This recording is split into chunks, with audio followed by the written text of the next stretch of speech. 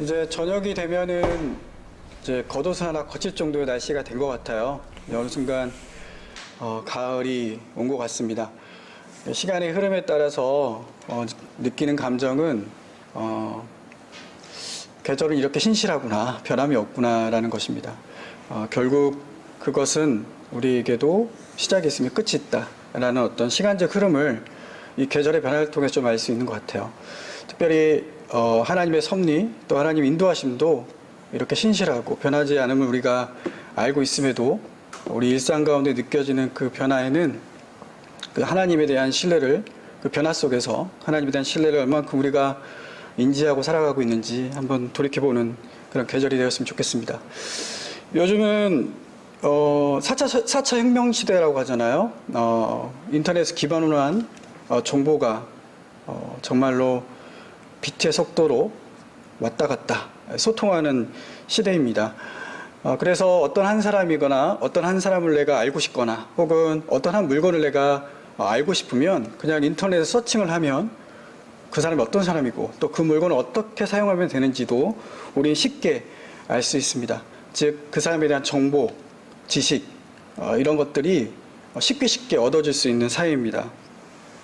하지만 우리가 어떤 정보나 어떤 지식을 안다고 해서, 많이 안다고 해서 일면식 없는 사람을 잘 안다고 할 수 없습니다.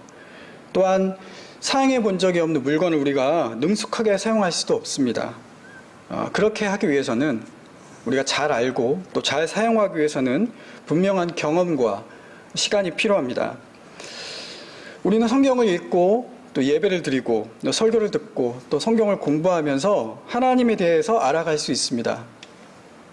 이 과정은 우리의 신앙생활에서 가장 중요한 부분일 수 있습니다. 하지만 이것만 우리가 한다고 해서 우리가 예배를 드리고 성경을 읽고 공부하고 또 그리고 이런 어떤 설교를 듣는다고 해서 우리가 하나님을 잘한다고 또 말하기는 어렵습니다. 하나님을 안다고 했을 때 여러 가지의 다각적인 시각이 우리에게 필요하죠. 네덜란드 기독교 사상가인 아브람 카이퍼는 우리 영적인 삶에 도사리고 있는 세 가지 위험에 대해서 말합니다. 첫 번째는 지성주의고, 두 번째는 신비주의고, 그리고 마지막은 행동주의입니다. 여러분 보세요.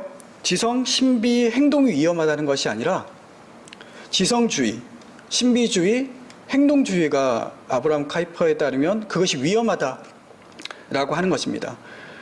다시 말하자면 이 셋 중에 하나만 천착하게 된다면 그 신앙은 그는 영적으로 위험에 처할 수 있다는 것을 경고한 것입니다. 그래서 그는 이 지성주의와 신비주의와 이 행동주의가 기독교 영성 가운데서 잘 조합되는 것, 그것이 바로 하나님을 아는, 하나님을 영적으로 우리가 알아가는 데 필요한 것이라고 이야기합니다.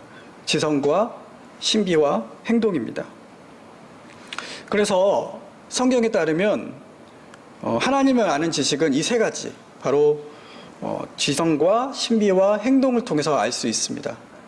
그것을 결합해야만 우리가 하나님을 알 수 있다는 것인데, 특별히 호세아서에서는 하나님을 아는 지식을 하나님과 친밀한 관계, 즉 결혼이라는 아주 특별한 관계를 통해서 하나님을 알아가는 것을 이렇게 모형으로 설명하고 있습니다.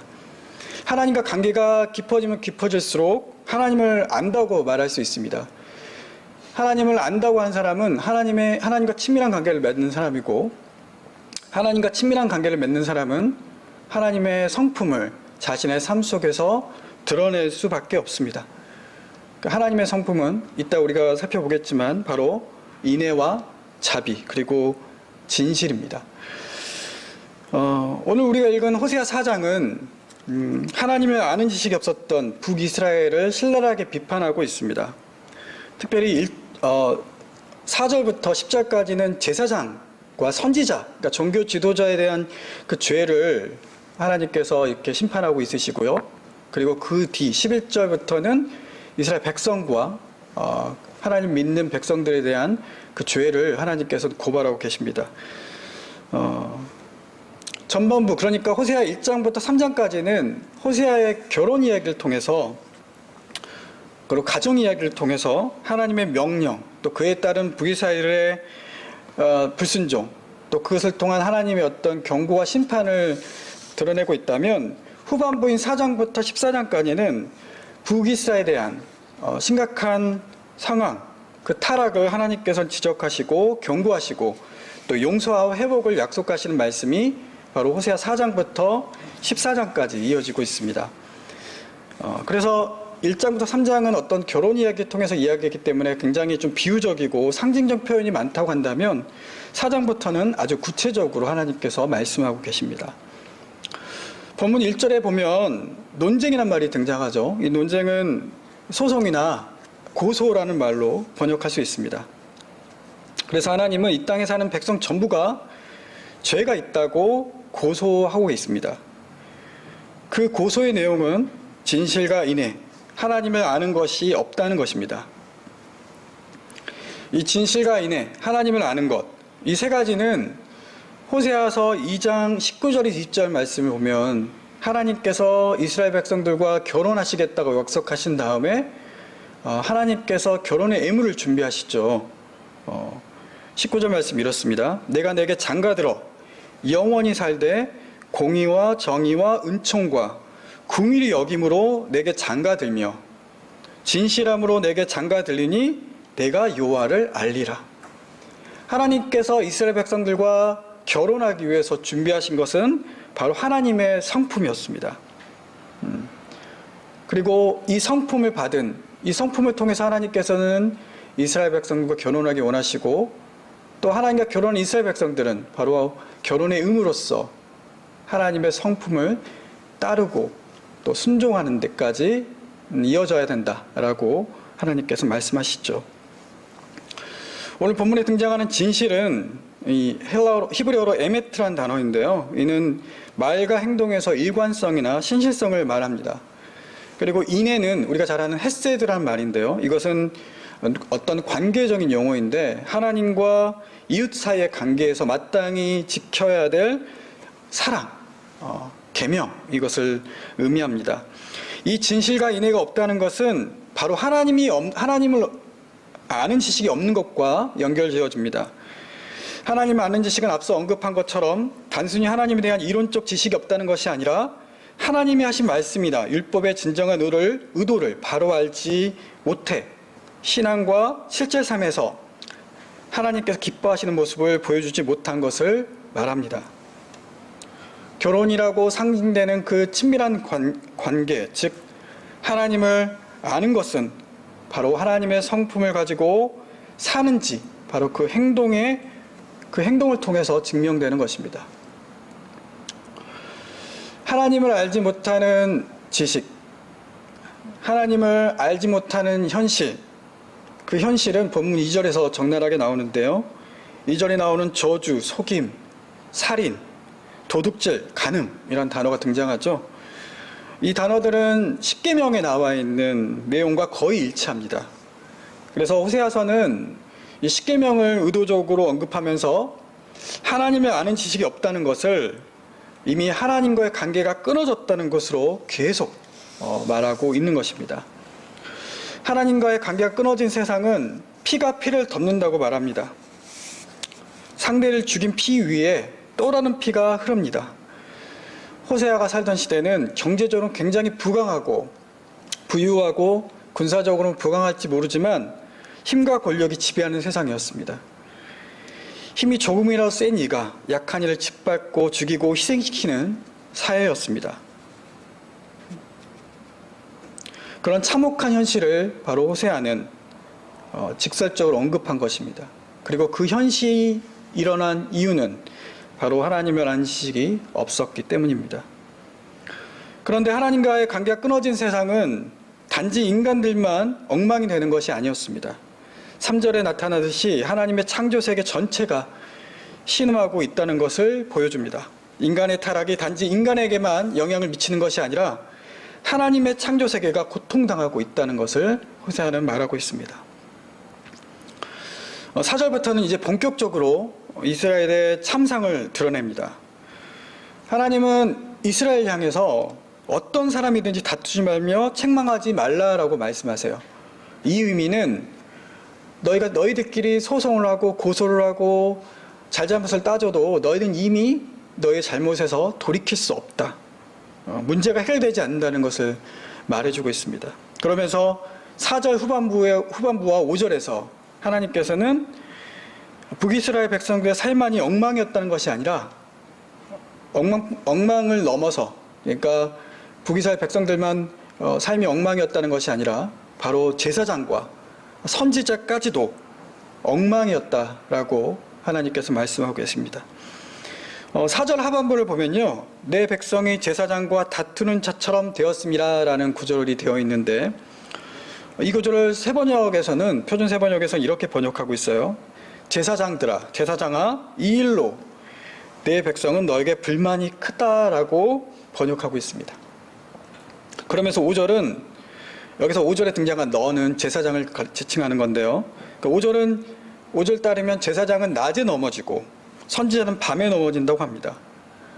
그러니까 제사장과 선지자가 어떤 사람이죠? 바로 하나님과 이스라엘 백성을 연결시켜주는 중재자 역할을 했던 사람들입니다. 중보자 역할을 했던 사람들이죠. 제사장은 사람의 편에서 하나님께 중보를 하고, 선지자는 하나님의 편에서 사람들에게 중보의 역할을 합니다. 그런데 이 이스라엘을 지탱하고 있었던 이 정치적, 종교적인 이 중요한 두 기능이었던 제사장과 선지자가 엉망이었다라는 것을 하나님께서는 말씀하고 계신 겁니다. 본문 8절 말씀을 보면 이 제사장 무리들이 얼마나 큰 죄를 지었는지를 좀 우리가 간접적으로 알 수 있는데, 속죄 제물로 이익을 채우는 그런 모습이 8절에 나옵니다. 여러분, 제사를 통해서 제사장이 부를 챙겼다는 것입니다. 그것도 속죄제입니다. 종교적 지위를 이용해서 이익을 추구한 것이죠. 백성들에게 잘못된 길을 가게 만들고 잘못된 제사를 드리게 한 것입니다. 그리고 아마도 위협을 했겠죠. 너희가 이런 죄를 지었으니 지금 제사를 드려야 한다.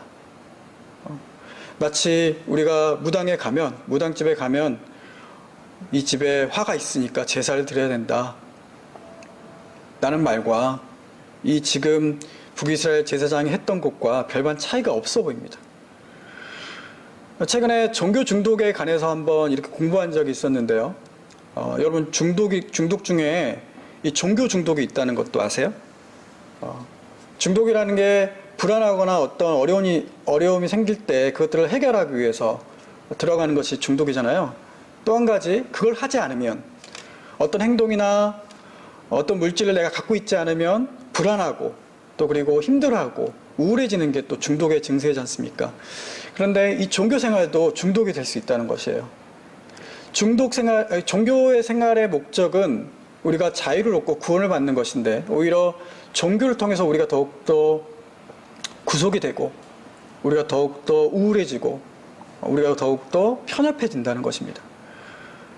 한국 교회가 가지고 있는 문제 중에 하나가 바로 이 종교 중독이고, 이 종교 중독을 이용하는 집단들이 있는데 바로 그것들이 뼈아프게 목회자들이라고 하는 것입니다. 일부 목회자들은 자신의 권력을 이용해서 교우들을 종교 중독으로 몰아붙이고 있죠. 왜냐하면 그걸 통해서 자신은 얻는 이익이 분명히 있기 때문입니다.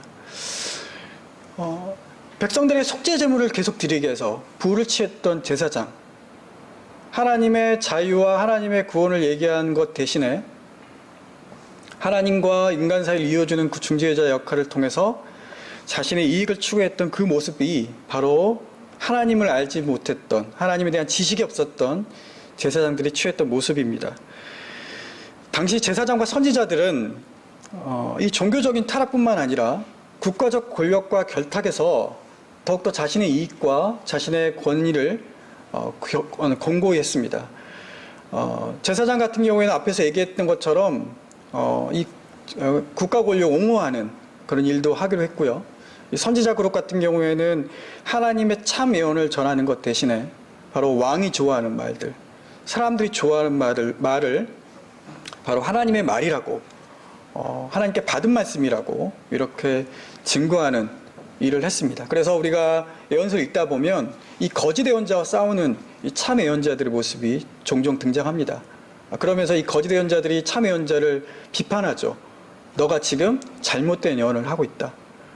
그들은 이스라엘 백성들이 절대 망하지 않는다. 하나님 우리 절대 심판하지 않는다고 선포했던 이들인데, 결과적으로는 하나님께서는 호세아 같은 선지자를 통해서 이스라엘 백성들에게 회개하라고 하시고, 회개하지 않으면 심판하신다라는 말씀을 끊임없이 전하게 하셨죠. 그런데 당시에 그 왕권과 결탁하고 있었던 이 거짓 예언자들은 이 참 예언자의 목소리를 바로 무시하고 오히려 그 예언자를 죽이려고 하는 시도까지 하게 됩니다. 이런 모습들이 우리 한국 사회에도 등장하고 있어요. 이 종교가 이 국가 권력과 결탁해서 정말 종교가 치유될 모습을 잊어버리는 모습들이 이 한국 사회의 역사 가운데서 얼마나 많은지 모르겠습니다. 대한민국이 독립했을 때 대한민국 정부에게 일본이 한국 땅에 남기고 간 재산의 권한이 있었습니다. 그런데 이 재산을 대한민국 정부는 여러 기업들에게 나눠주었죠.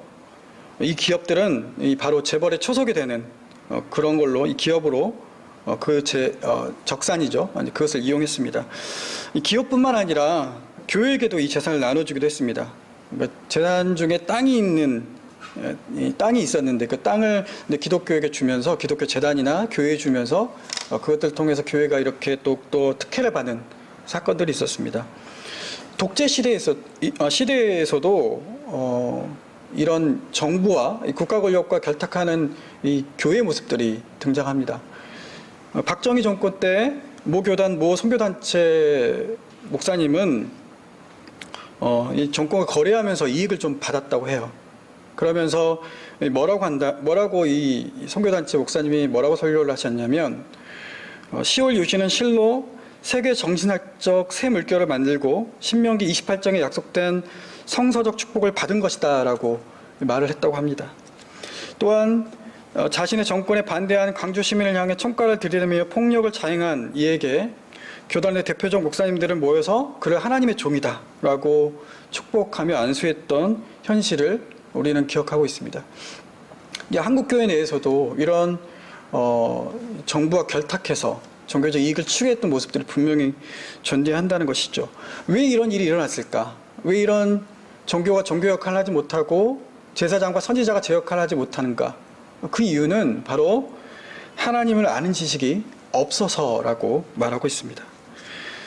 그런 제사장 그룹들에게 하나님은 탄식하시면서 심판을 내리십니다. 심판은 단단합니다. 그 제사장직에서 더 이상 제사장 노릇을 할 수 없게 만들겠다는 것입니다. 하나님의 백성의 자리에서 물러나게 하시겠다는 것이 바로 하나님의 심판이셨습니다. 호세아 4장 11절부터는 하나님에 대한 지식이 없었던 백성의 죄를 고발하고 있습니다.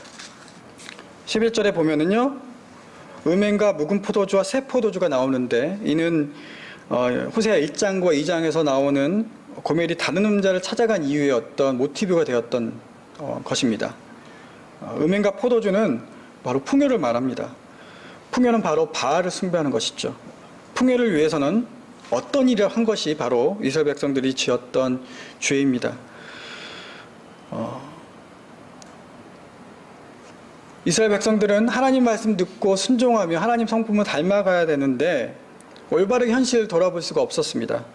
분석할 수도 없었습니다. 고민하고 판단하고 어떻게 살아야 할지 생각해야 되는데 음행과 포도주가 그 생각을 마비시킨 것입니다. 구체적으로 그들의 음행이 이 12절부터 나타나는데요. 12절에 보면은 이방 민족이 하듯이 이스라엘도 그 나무에게 묻고 나무가 그들에게 대답했다고 합니다. 여기서 그 나무는 바로 이방신 아세라를 상징하는 목상이었습니다. 13절을 보면요, 산 꼭대기와 작은 산에서 제사를 드린다고 했는데 가나안의 높은 곳에선 이렇게 산당들이 많았습니다. 가나안 이방 예배를 그대로 드린다는 것을 알 수 있습니다.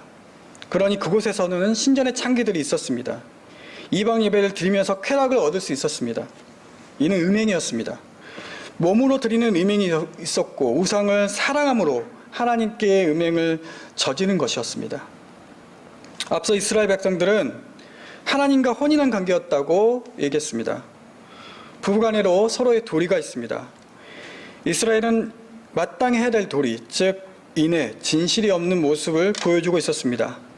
살아가면 알고 싶어지는데 이스라엘은 그 모습을 저버리고 다른 이방 종교를 더 알고 싶었습니다. 오직 하나님만이 이스라엘 백성들을 더 알려고 했고 그들의 행동을 직시했습니다.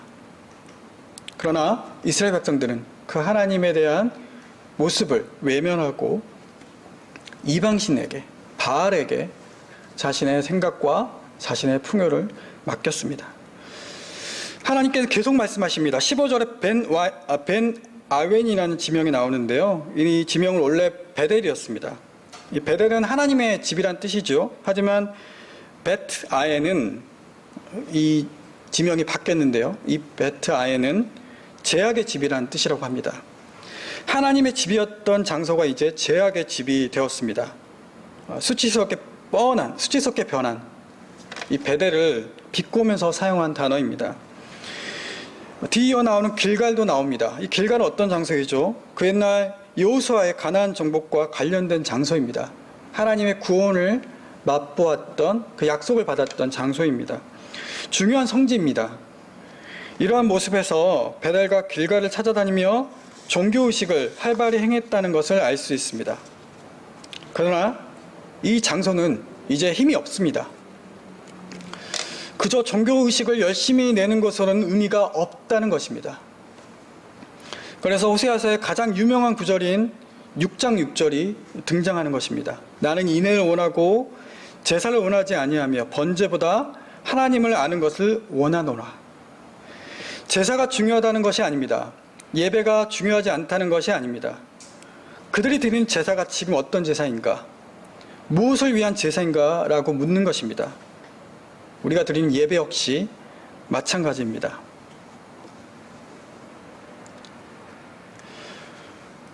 하나님께서 이스라엘 백성들에게 이방 우상신과 결탁한 에브라임에게, 이 북이스라엘을 지칭하는 말이죠. 17절에 등장한 에브라임의 말이 있는데요.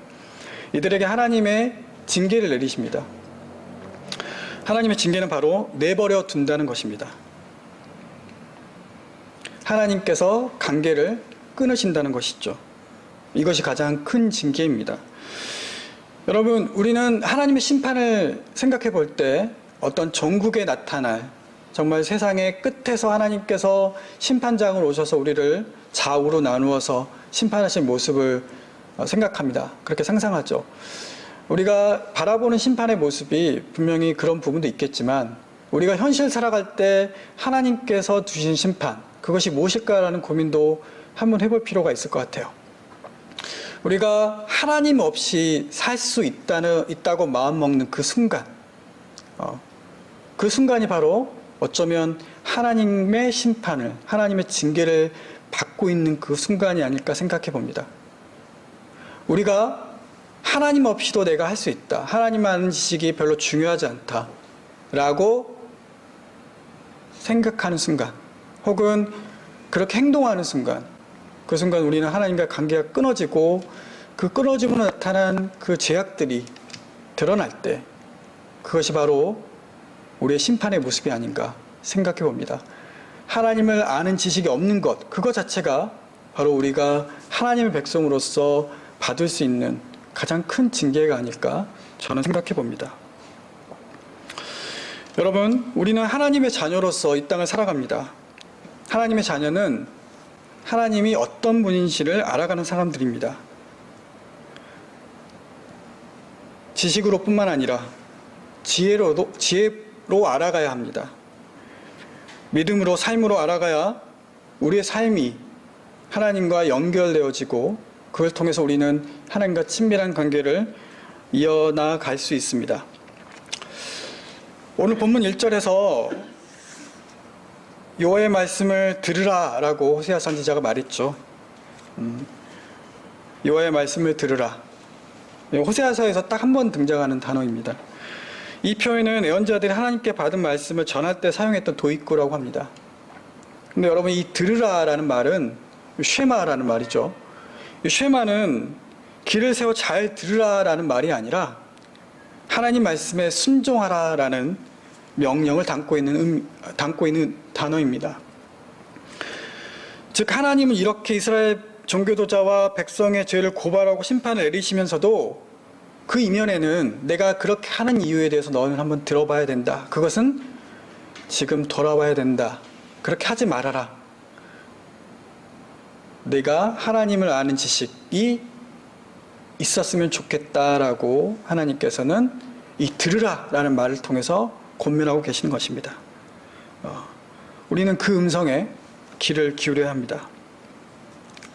하나님을 아는 지식이 있는가? 하나님을 알고 싶은 마음이 있는가? 호세아는 계속해서 묻고 있습니다. 우리는 우리의 예배를 돌아봐야 하며 교회를 돌아봐야 합니다.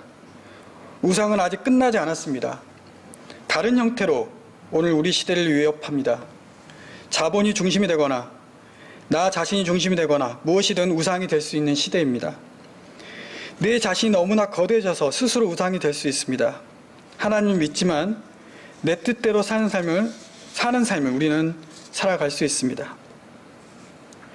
이런 우상이 넘치는 시대, 우리가 돌아봐야 될 것은 과거 화려했던 교회의 영광이 아니라 7, 80년대 성장했던 한국교회의 어떤 초성장을 이루었던 그 교회 모습이 아니라 우리가 진정으로 돌아봐야 되고 그리워해야 되는 것은 하나님을 알고 싶은 그 마음입니다. 교회의 미래는, 또 우리 신앙인의 미래는 그 마음에 달려 있습니다. 저와 여러분이, 그리고 우리 언덕교회가 우리의 미래를 하나님을 간절히 알고 싶은 마음으로, 그분을 아는 지식으로 우리가 더욱더 우리를 성장시키고 성숙되어지기를 간절히 기도하겠습니다. 우리 같이 기도하겠습니다. 예, 오늘 본문 9절에 보면 장차는 백성이나 제사장들이나 동일합니다. 그들의 행실대로 벌하며 그들의 행위대로 갚으리라는 말씀이 있는데, 여기서 장차 이제 벌하겠다고 하셨는데, 이거를 제사장들이나 백성들이 살아있을 때 어떤 질병이라든지 또는 제명에 못 죽게 하겠다 이런 걸로 봐야 될지, 아니면 네네. 그 이후에 어떤 종말론적인 그런 심판 이런 걸로 봐야 될지, 장차를 어떻게 봐야 될지가 궁금하고, 또 한 가지는 이제 우리가 신약 시대는 예수님을 믿음으로써 이제 구원을 이제 우리가 얻는다고 알고 있는데, 구약 시대의 백성들은 어떻게 구원을 받았는지 평소에 궁금했던 건데 그거 네네. 조금 설명해 주시면 좋을 것 같아요. 첫 번째 질문은 이제 본문 4장 9절에 보면은 이제 백성이나 제사장이나 동일하게 그 행실대로 벌을 받을 것인데 그 행위대로 갚을 받을 것이다라는, 하나님께서 갚겠다라는 그런 구절에서 말하고 있는데, 이제 그것이 어떤 식으로 이제 이루어졌는지에 대한 질문이신 거죠? 장차가 어떤, 네네. 그러니까 제가 알기로는 이제 이 장차는 북이스라엘의 멸망과 관련이 있는 걸로 제가 알고 있고요. 그러니까 722년에 북이스라엘이 아수르 제국에 의해서 멸망을 당하는데, 그 심판에 대한 어떤 그 모습이 바로 이 아수르에 의한 북이스라엘 멸망이었고, 그 이후에 이제 북이스라엘은 굉장히 좀 어떻게 보면 남유다와 달리 조금 표현이 좀 그렇지만 처참하게 심판을 받습니다. 왜냐하면 이 아수르 제국은 좀 자신이 피식민지 국가에 대한 어떤 그 행정이라든가 통치가 굉장히 조금 엄격했고 또 폭력적이었기 때문에, 그래서 왜 구약시대에 보면은 이제 같은 혈통끼리 이방인들의 결혼이라든가 또 같은 혈통끼리 결혼하지 않으면 그걸 통해서 죄라고 이제 했는데, 왜 사마리아인이라고 우리가 예수님 시대에 그렇게 얘기하는 어떻게 보면 개처럼 여겼던 이방인들에 대한 그 부분이 나와 있는데, 이 사마리아 지역이 어디냐면 이제 북이스라엘 지역과 연관이 있고, 이 북이스라엘은 결국 이 아수르의 통치를 통해서 이 혼합 정책을 통해서 결과적으로 민족의 어떤 정체성과 자주성을 좀 상실했던 그런 아픈 역사를 가지고 있습니다. 그래서 이 장차라는 말은 이 주전 722년 이 심판을 얘기하는 것 같고요. 그리고 제가 설교 시간에 얘기했지만은 제 생각에는 그런 이 장차란 표현이 그렇게 근시간에 이루어질 미래 일들이기도 하지만 제사장이 제사장직을 빼앗기고 또 백성이 하나님 백성을 인정받지 못하는 그 하나님의 선포가 이루어지는 그 시점, 그런 긴박성을 봤을 때 이 장차란 말이 좀 현재적인 의미도 있는 것 같아서 그렇게 봤을 때 이 벌을 받고 그 행위대로 이제 받겠다는 것은 뭐냐면 결국 제사장직을 잃어버리는 것과 또 하나님 백성으로서 인정받지 못한다는 그런 하나님의 말씀을 듣는 것 자체가 바로 심판이 아닌가 저는 그렇게 생각하고요. 또 그리고 구약에 나타난 어떤 구원의 의미, 저희가 신약에서는 예수 그리스도를 말미암아 저희가 믿음으로써 의를 얻는다고 이제 저희가 하고 있는데 그게 어떻게 보면 이제 종교교육의 모토였는데, 사실 구약 시대에서는 구원이라는 것은 어떻게 하나님에 대한 전적인 어떤 통치라고 보면 될 것 같습니다. 그러니까 좀 표현을 좀 어떻게 될지 모르겠지만 그 사람이 큰 죄를 지었던 어쨌든 간에 하나님께서 하겠다고 하면 구원하시는 것 같아요. 왜냐하면 대표적인 하나님의 구원의 사건이 출애굽한 이스라엘 백성들에 대한 하나님의 어떤 전적인 구원 사건이잖아요. 그러니까 당시에 구원이라는 개념이 내세적인 의미가 아마 후대에 이제 들어왔을 거고 신구약 중간기 때 들어온 걸로 제가 알고 있는데 구약문헌 초기를 보면 이 구원이라는 것은 어떻게 보면 해방, 자유 혹은 병고침, 귀한, 또 고향으로 돌아가는 것, 속량 이런 것과 관련이 있는데 굉장히 구원이 현세적인 의미와 관련이 있는 것이죠. 그러니까 어떻게 보면 하나님께서 복을 주신다는 의미와 또 연관이 지을 수 있을 것 같은데 이스라엘 백성들이 출애굽하셨던 하나님의 구원의 역사를 보면 하나님께서는 출애굽한 백성들의 신음소리를 들으셨다. 그리고 아브라함에게 약속했던 그 약속을 기억하셨다라는 거거든요. 그러니까 하나님께서는 구원하시는 것에 대한 어떤 계획을 하나님의 약속과 하나님 신실하심과 하나님의 어떤 주권을 위해서 이 구원의 역사를 펼치신 것 같고요. 다만 이제 구원받은 백성들로서 할 일에 대해서 구약 성경은 더욱더 말해주고 있는 것 같습니다. 그러니까 하나님께 어떻게 구원받을 것이냐라고 구약을 얘기하는 게 아니라 구원받은 사람으로서 어떻게 살아야 되느냐라는 초점이 구약 성경의 더 핵심인 것 같습니다. 왜냐하면 하나님께서 전적으로 계획하셔서 이스라엘 백성 선택하셨고 구원의 손길을 내셨기 때문에 구원받은 이스라엘 백성들이 하나님의 백성으로서 하나님의 제사장 나라로서 어떻게 살아야 되는지 그 관점이 오히려 구약 성경에 더 많이 나타났다. 구약 성경의 주된 관점이 아닌가라고 생각합니다.